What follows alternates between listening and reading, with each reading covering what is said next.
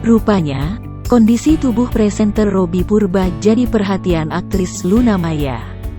Bahkan, mantan Ariel Noah itu tak segan lontarkan pujian. Selain itu, Luna Maya juga terang-terangan memuji Robby Purba hingga menyebutnya sebagai pria macho. Rupanya, Luna Maya beranggapan contoh laki-laki yang macho itu seperti Robby Purba. Mendengar pujian Luna Maya, Robby Purba seperti merasa tersanjung.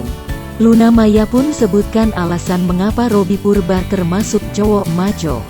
Macho banget, lihat tuh alis tebel, kumis, rambutnya klimis, kata Luna Maya. Robby Purba langsung menyanyikan beberapa nada lagu Noah. Seakan-akan tahu maksud Robby Purba yang menyentil soal mantannya Ariel Noah, Luna Maya langsung memberikan pujian lain.